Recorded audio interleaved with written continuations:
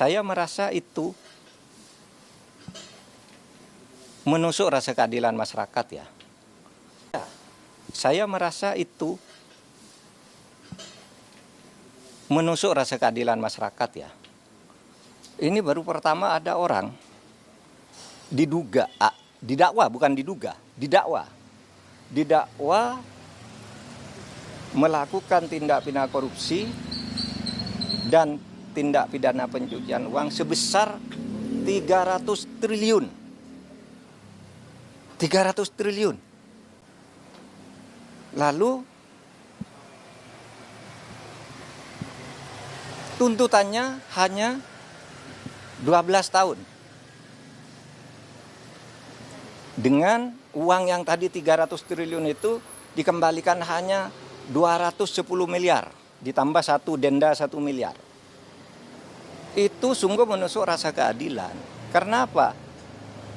6,5 tahun itu kok kecil sekali bagi orang yang menggarung kekayaan negara. 300 triliun hanya diambil 210. Lalu ada yang mengatakan, Pak itu 300 itu kan potensi. Bukan potensi. Itu sudah disampaikan bahwa itu kerugian keuangan negara. Bukan kerugian perekonomian negara. Kalau kerugian perekonomian negara itu potensi. Termasuk gaji, termasuk apa gitu yang diduga merugikan perekonomian. Ini uang negara menurut Jampitsus Febri Diansah. Resmi pada waktu itu malah menyebut ini bukan kerugian ekonomi negara tapi keuangan negara. Artinya uang konkret yang dicuri dari negara. Sesudah dihitung lagi jadi 300 triliun. Hanya dikabulkan perampasannya 210 ditambah denda 1 miliar berarti 211. Ini sungguh tidak adil. Coba Anda ambil contoh Beni Cokro. Hukumannya seumur hidup, asetnya dirampas ratusan miliar oleh Kejaksaan Agung. Henry Surya semula dibebaskan di pengadilan negeri. Kita tidak terima.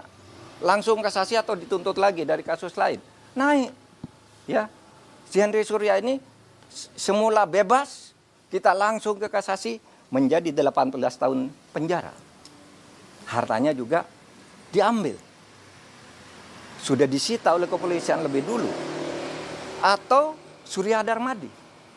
Itu divonis hitungan kerugian nih ekonomi nih, yang ekonomi nih bahkan. Hitungan ekonomi negara rugi 39 triliun. Dituntut oleh jaksa 39 triliun dengan denda 2 miliar sehingga menjadi 41 triliun. Dikabulkan oleh pengadilan negeri. Tetapi naik banding tetap kena 2 triliun. Hanya uang kecil loh, kena 2 triliun. Ini 300 triliun kena hanya 250 miliar. 250 miliar dari 300 triliun itu berapa? 0,007%. 0,007%. Tidak sampai separuh. Tidak sampai setengah persen. Anda bayangkan itu. Nah oleh sebab itu menurut saya Kejaksaan nampaknya kurang konsisten juga.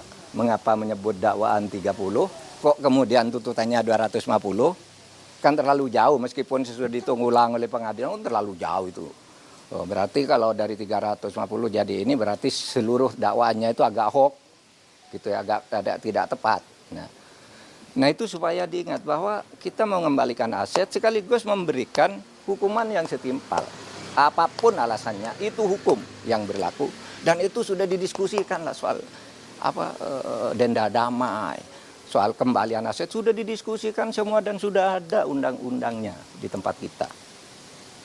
Apalagi? Di kasus itu masih ada cara untuk memulihkan rasa keadilan itu, Prof? Ada. Kalau Kejaksaan Agung mau konsisten ada dong. Karena dulu pernah terjadi pada Henry Surya. Terjadi pada Yan Darmadi. Ketika hanya mau didenda, kami usul ini pengadilan, kena kan 2 triliun dan penjara 16 tahun. Nah, kalau ini mau dilakukan, bisa naik banding lagi. Tapi tetap aneh bagi saya kalau dakwaannya 300%, bisa naik banding lagi. Kalau dibanding kasasi lagi, bisa PK lagi. Tapi sementara selama ini, kan belum inkrah semuanya. Itu masih bisa dilakukan. Meskipun kasus ini kan agak aneh ya. Ada unsur politisnya kan. Ketika ditetapkan si Harvey itu sebagai tersangka, kan ada berita kantor Kejaksaan Agung dikepung, ya kan? Lalu Jaksa Agung memberi penjelasan diintervensi oleh Brimob atau apa gitu kan, Jaksa Agung ngomong di televisi ya.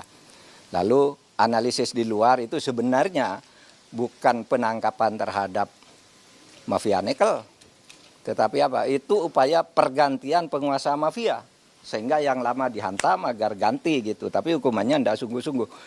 Analisis itu pernah muncul.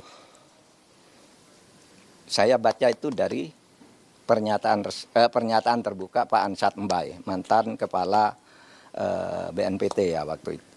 Dulu, zaman saya Menhan dulu dia kepala BNPT, tapi dia berbicara dalam konteks ini, Pak. Ini kan hanya pergantian aja.